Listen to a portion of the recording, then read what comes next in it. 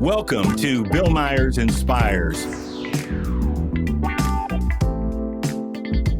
Today, we have as our special guest, Mariana van Zeller, the host of a National Geographic television series entitled Trafficked. And I'm very excited to have her today. So we've been working for a little bit to make this happen. So we have arrived. So welcome, Mariana. Thank you so much for having me, Bill. Yes. So I'm very curious. I love the show. I'm the son of a police officer, so all the things that are investigative and storytelling and the seedy side of the criminal elements and those sorts of things are just by my DNA. I think we watch cop shows growing up. I mean, cop culture. So I've always been very interested in that. And but I'm very curious about your journey and sort of what what led you into investigative journalism. Yeah. It all started when I was 12 years old. I was one of those annoyingly precocious children that knew what I wanted to do when I was 12. I basically would watch Right. the nightly news every night with my family. I grew up in Portugal, and it was sort of mandatory viewing every night. After dinner, you sit down and you watch the news. Watching these, anchors on Portuguese television talking about everything that was happening around the world, in Brazil, in China, the economy, politics. And I just thought they were the most fascinating and knowledgeable people in the world. I had no idea they were reading from a teleprompter. I just thought they'd memorized all of this. And that was when I decided, okay, this is it. I want to be a journalist. And then started, a journey of trying to make my way into journalism again, because I was in Portugal, trying to make my way here to the United States. I graduated from school in Portugal, and then I started applying to Columbia University's journalism school, which is one of the best in the world, if not the best in the world. And I didn't get in the first time, I didn't get in the second time, and the third time I flew to New York and I knocked on the dean's door and I introduced myself. He sat me down, we spoke for an hour, and that year I was accepted. But it taught me my first big lesson in journalism, which is sort of determination and persistence. And then I was Yeah. in New York, still with this idea that I wanted to do sort of, quick hits, nightly news journalism type. But I was in New York a month into my program. I just arrived in New York, and 9/11 happened. And I was the only Portuguese journalist in Manhattan at the time.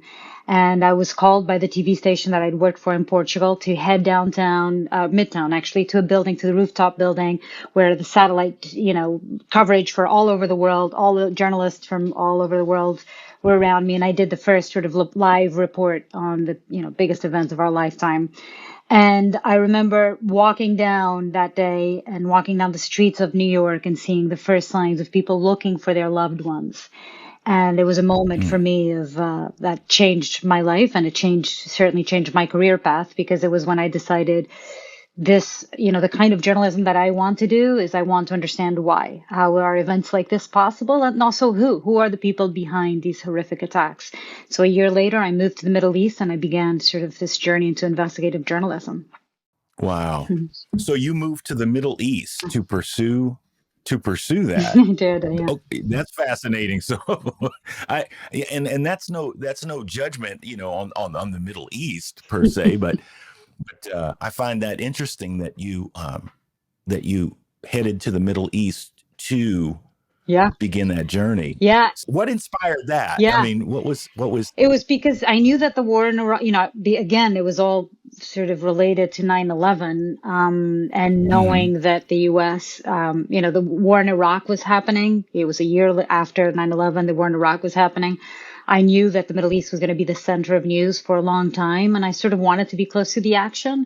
As a freelance journalist with no money, I couldn't exactly move to Iraq and start, in bed with the military there. I was no one. I just graduated, but I moved to the country next door. I moved to Syria. I enrolled in the University of Damascus, and I wanted to learn Arabic and again sort of be close to the action. And I sold my first story as a freelance journalist from Syria, and it really started me off on this path. Wow. Mm-hmm. Wow, that's incredible. So, because what I'm so fascinated with is sort of, more than than than just field reporting. I mean, the work that you do is much like, war correspondents or even, undercover police officers or something. I mean, it comes with great risk, because as I watch, different episodes of your show, I'm just reminded that, at any minute, someone could sneeze and this could go bad So, real quick.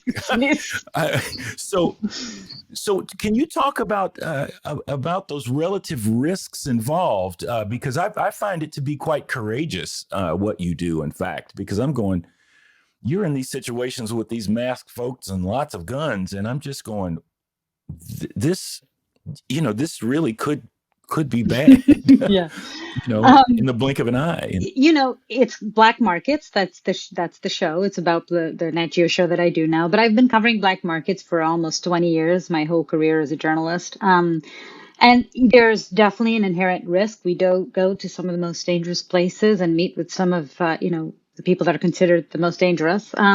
But we make sure that we do everything we can to, there's a lot that happens behind the camera to make sure that we, obviously, no story is worth a life. I'm a mother, I have a family that I love, and I want to make sure that I come back safely. But it yeah, is risky absolutely. work, but it is important work. I mean, I think that I hate patting it sounded so horrible. It's important work, as if everybody else doesn't do important work. But the reason I do it, and the reason I'm fully aware of the risks involved, but still think that this is this sort of journalism that I want to do, is because we don't realize how important black markets are, how prevalent they are, how widespread, how they affect our daily lives, and we're not even aware. When you realize that half of the world's economy are actually these black and gray markets, that half of the world's Hmm. population makes their money from these black and gray markets, and yet we know so very little about them. That, as a person who's always been incredibly curious, these are the worlds that I know I want to explore.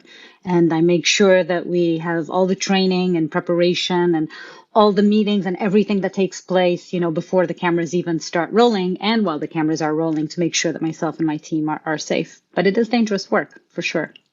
Yeah, and there's another piece to this, is that oftentimes we, um, as just members of the general public, I mean, because we're not exposed to the black markets, it's just bad guys. It's just bad guys. We just label good bad, and we just sort of, put them in a category there, but we don't, get a chance to hear from that side. We don't get to, Yeah, develop true understanding of the circumstances and the lives that they live, and the uh, the different societal norms and the levels of poverty, and absolutely. at some point, I've always been fascinated with, many of the guys in black communities and whatnot, that are the drug dealers and so on and so forth, Mhm.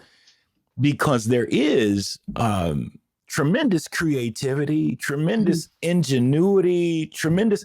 So these folks are masterful on major levels, Mhm. and it's just unfortunate that it happens to be in the service of something that is harmful.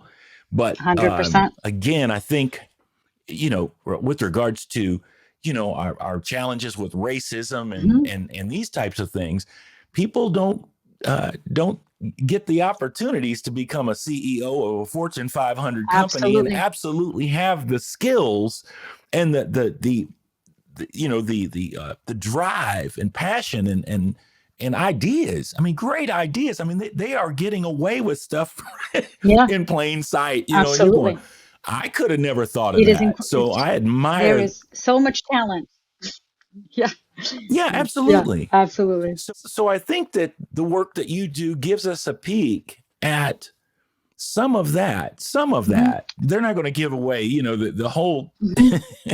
the whole operation, because that would be detrimental. But nonetheless, just the glimpses that we get, um, I hope let us so. know that. Yeah, Yeah, I I, hope so. yeah, I definitely take quite a bit away from that. Just last night, Hmm. by the way, I was watching the piece that you guys did on, the females that are Cocaine the fumes. cocaine traffickers Yeah. now. I mean, that are. Hmm. I was fascinated with that, but there was a moment there when I saw you guys hightail it out of a situation, and I was like, "Ooh!" I was right there with you because my heart started pounding too because it was like, "Let's get out of here." I guess there was a crew that was headed that Yeah. way, and you guys got out of there. But again, reminded of the risk and how just being in the bathroom at the wrong time Yeah. could be Absolutely. could be It's costly. funny. My mother actually watched that same episode last night, and so called me this morning. She lives in Portugal, but she calls me this morning just to make sure that I was okay and tell me how scared she was for me for that particular episode. Yeah, it was a high risk situation where the group we were with was basically uh, attacked by a different group, and we heard fire. We heard shotgun shots, and we had to hightail it out of there. But it is a big part of the show that we do. A big goal for me with Trafficked is not to paint the picture as black and white, is not just to say, look at them, they're bad guys, they're doing this. It's quite the opposite, actually, is to show how the world is a lot more gray than that. I think it was early on, we Yes. were filming one of the earlier episodes of season one. I think it was the second episode we filmed, and I was in Jamaica doing the episode was about scamming. A lot of those phone call scams that we get here in America, and a lot of them actually come from Jamaica, from Jamaicans. And so we headed there and started meeting with a lot of these scammers. And there was a moment where we were talking to a female scammer. And she starts to tell, I asked her, why do you do this? She also worked at a resort during the day and was a scammer at night. And she told me, look, I Mm-hmm. work at this hotel and I make in one year what a lot of Americans come here and spend in one day or one week. And there was a moment that my grandfather, who I was incredibly close with, got very sick. And all he needed was this treatment that cost X amount of dollars, and we couldn't afford it. So I looked around and I thought, how can I save my grandfather's life? And the other only option that I had close to me to make fast money was scamming. So for me, it was an easy decision. In that moment, I was God in my family. I was the only person who had the power to save my grandfather. So from that moment, I realized, yeah, this is Trafficked. This is what this show is about. This is the message that ultimately I hope we're putting out there, that what if it was us? What would we do? So whenever we're doing and meeting these people, we're not just asking how do you make cocaine, or how do you, traffic drugs or guns, or we're asking them, how do you get there? What led in your life? What happened to lead you to a life of crime? And I think that's a much more interesting question that starts a conversation for all of us. What are our lives like? What are choices were we given that others perhaps were not? And what are we doing with the choices and the opportunities that we were given in our life? Yeah. Yeah, that's very powerful. Because I contend that no, and this is from acting training and whatnot. Is that you cannot play a negative. You can't play a bad person. So as an actor, you turn this thing around and you find something that you can fall in love with and stand proudly with. And Interesting. I started to realize through things like that, because you can't play bad. That person who you perceive as bad is driven by something similar to the circumstance you just Yeah, mentioned. There is something behind that. No bad person or person ever wakes up and says, exactly. how bad can I be Yeah, today? No, they are fighting for something. right. Now it's the by what means you achieve that Yeah, where the question comes in, but they truly are trying to feed their families. They're trying to provide. They have goals and they just are trying to survive. yeah, And so the choices that they are facing and are left with, again, are not necessarily the same ones that you and I yeah, are able to benefit yeah, from. exactly. So they're driven by something that is righteous. I mean, even to the extent of tyrants and historical tyrants, they actually believed that that they were doing something righteous. I mean, in their mind, again, by what Hmm. means it becomes the question. So, but anyway, I think that it's really great work and the ability to sort of see the other side of our humanity and to present questions to each one of us, to ponder and like you said a moment ago, I mean, what would you do Yeah, if exactly. life was on the line? I mean, and the only means was that store on the corner, and I didn't want to rob the store, but I did want to save this life. So, Right. that was Yeah, so it's 100%. very, And very, you yeah, know, also on a sort of larger level, if you are trying to figure out how to prevent these black markets from existing, addressing the root causes of the black markets is really the only way. I mean, we can spend billions of dollars as we have on the war on drugs, for example, billions and billions of dollars, and it has done nothing because what we're doing is, nothing. throwing money at a problem without actually addressing the root causes. Why are people using drugs? Why is the United States the biggest consumer of drugs? Why are people willing to risk their lives or risk going to prison to make the drugs and to traffic the drugs? We're really not addressing, in a lot of times, the root problem. What's causing this? And the same thing with the traffickers and the smugglers and the outlaws and the criminals. What leads them to a life of crime? And not always, but from my experience covering these black markets for almost 20 years, the vast majority of times it is a lack of opportunity and it is inequality. And that's sort of the reality. Yeah, you're tapping on a theme that was just discussed in an interview I did here recently that was with a gentleman who did a documentary. Jeffrey Robinson has a documentary that Sony Classics is about to release called Who We Are. And as an attorney, he sort of uh, uh, does a chronicle from 1619 to the present, making a legal Huh. case of racism in America. Mhm. I mean, from the notes and from the motivations and the published statements from lawmakers during the time that these things Mhm. were drafted, and it's very clear that no, we did this to keep the black folks from this or that. I mean, it was clear. Now, it's not on the surface of the law, but he said similar to what you just said. He said we're not addressing the cause of this thing. We've never really addressed it head on. We just sort of the wound has never healed, Mhm. but we're not really addressing it. So he said, you can have the civil rights legislation in the 60s and it doesn't mean anything. It's been today where, Exactly. voting rights are up for grabs again. And so he said, it's because we have never really Yeah, addressed the truth of the thing. We're trying to pacify the moment, but we're not really arresting that's that root cause, or we don't want to talk about that. yeah, We want to absolutely. avoid that at all costs. So Yeah, couldn't agree more.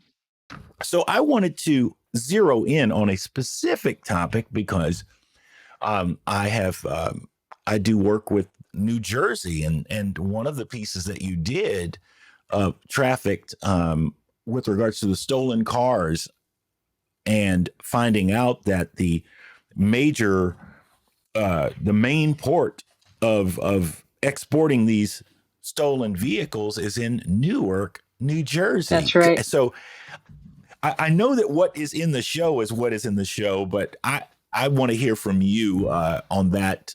Anything you might be able to share with regards to that, because I was fascinated with that, and I'm going to be interviewing the mayor of Newark here in about a Oh, week. wow. So Yeah. I'd love to have a conversation with him about that. Absolutely. It was such a wild discovery for us because we started looking at, as part of these black markets, as car theft and where these cars ending up and who's doing it. And then figuring out that actually, a large percentage of them are actually exported and shipped out of the country to all of these other places in the world, and West Africa being a huge destination for these cars was really surprising. So we knew we wanted to sort of follow the trail and go all the way to West Africa, to see where, these American cars ended up. And yeah, figuring out, Newark actually has one of the biggest ports in the country.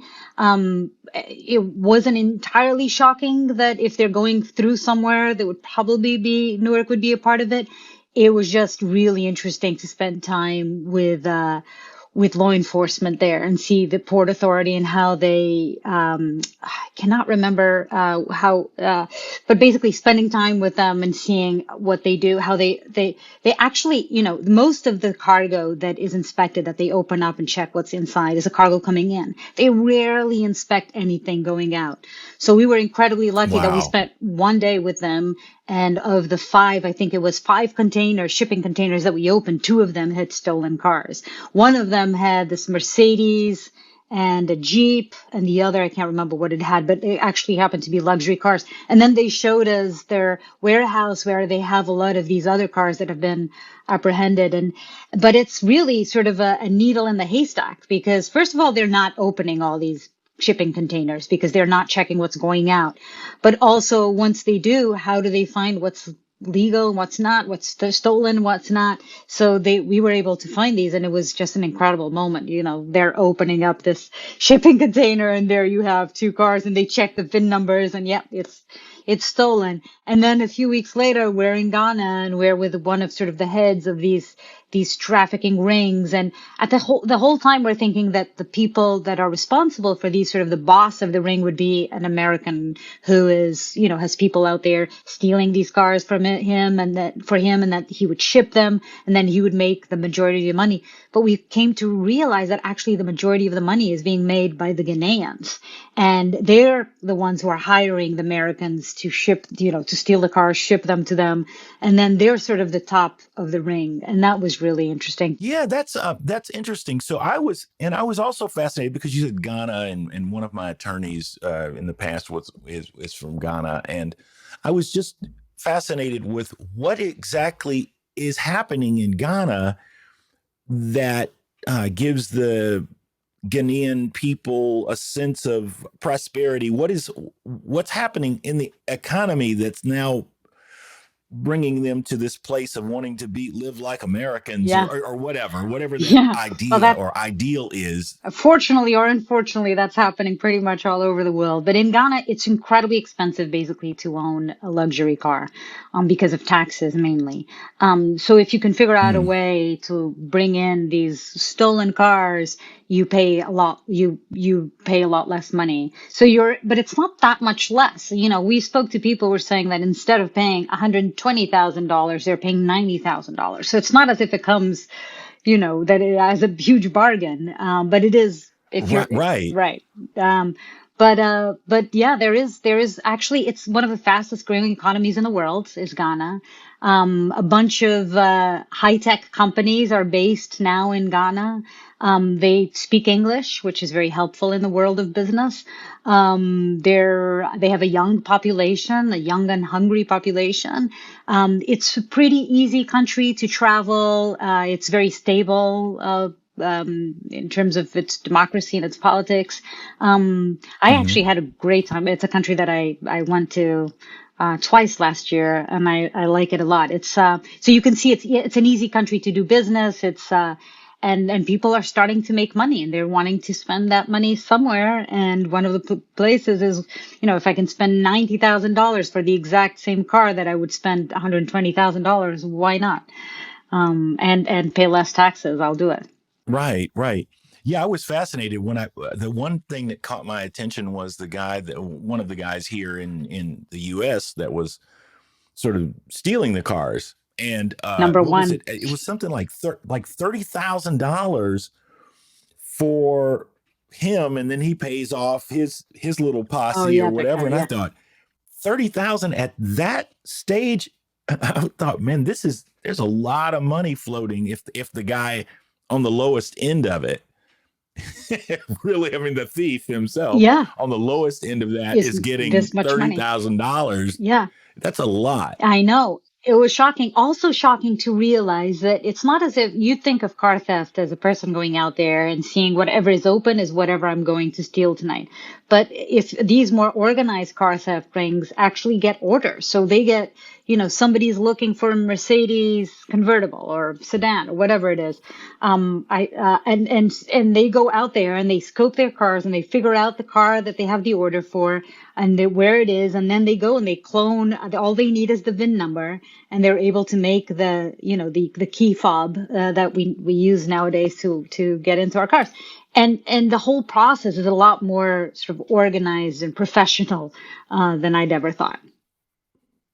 Yeah, they're not bashing in any windows. They're not No, creating they're definitely damage. not. They're No, and they're it's scoping out the car wow. for weeks before they go and they steal it.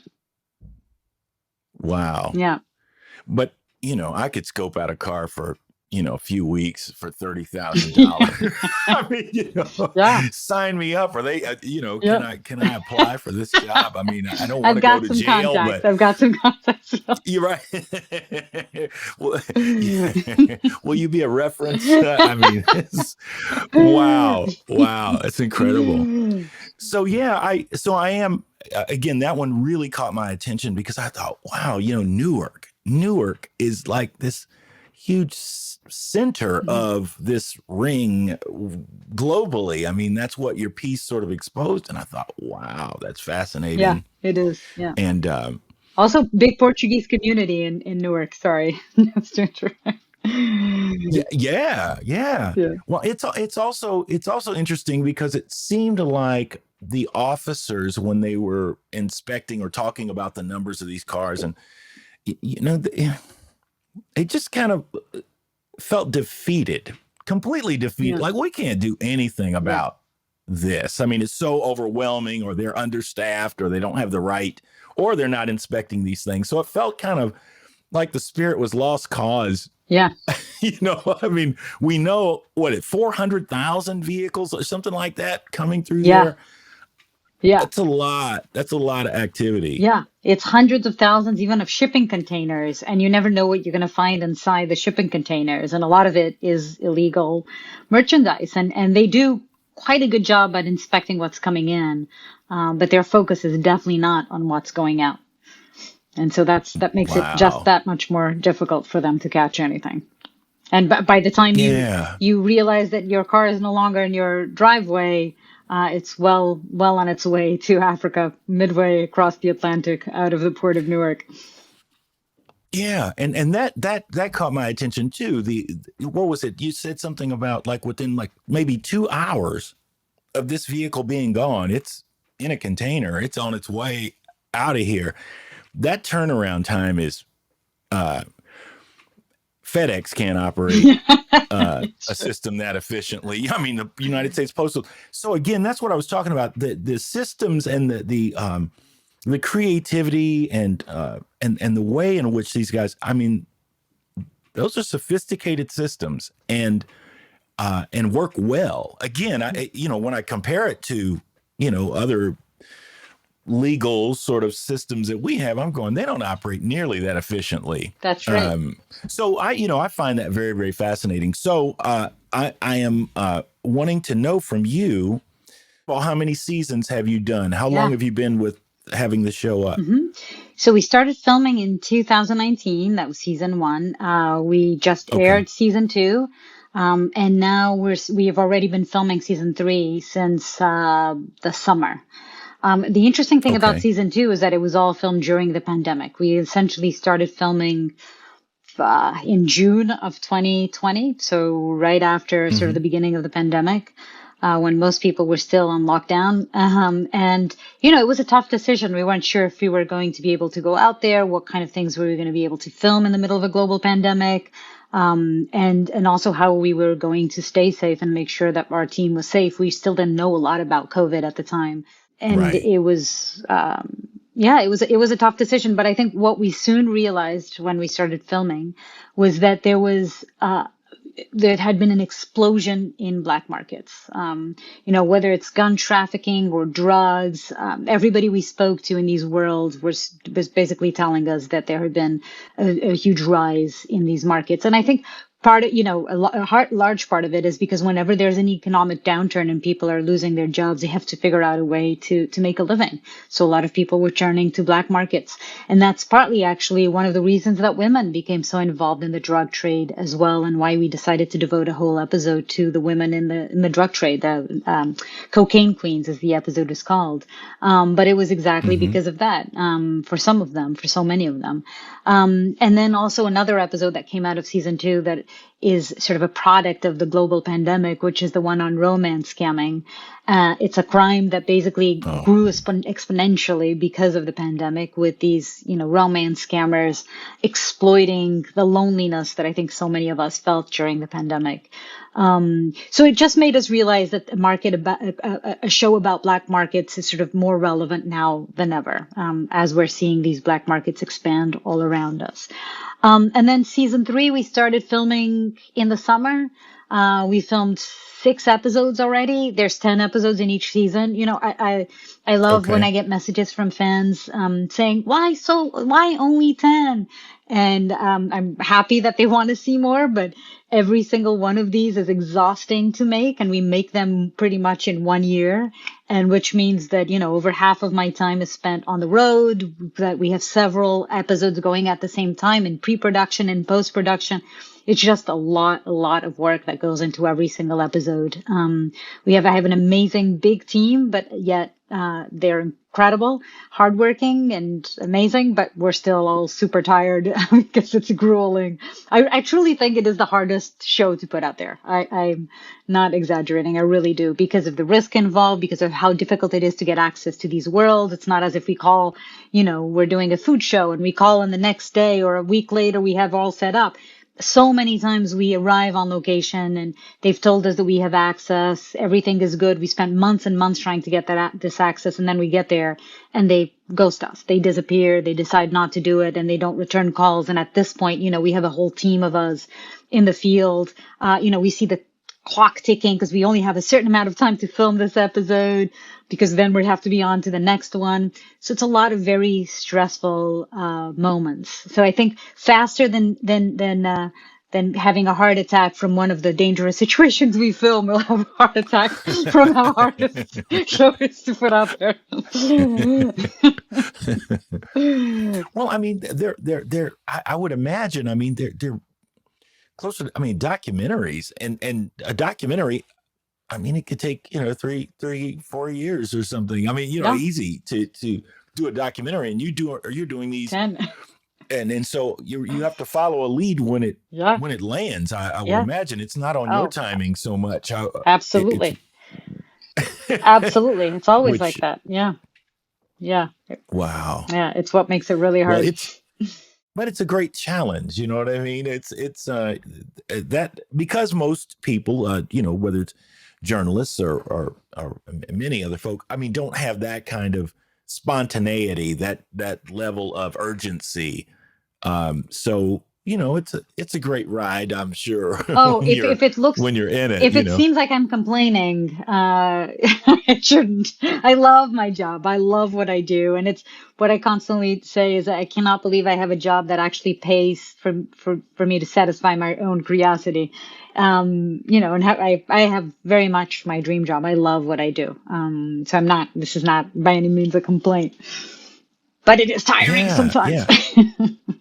Yeah, there's no escaping the tiring part, that's for sure. But no, it is apparent that you love your job because you are so very good at it. Oh, And thank and you. I was you are very good at it. And that's not just me saying it. I mean, you've got your Peabody Award and other accolades that has an entire industry that says, wants to recognize your excellence in reporting. So Thank you. congratulations on all of that, and I wish you continued success there, because it's courageous, and and again, you're very good at it, Oh, and I'm tuning in, and so are many other folks. It's interesting. I was telling the one of the publishers at New Jersey Urban News. I just kind of mentioned to him. I said, oh, by the way, I did get an interview that I'm going to be doing with Mariana van Zeller, and he said Trafficked.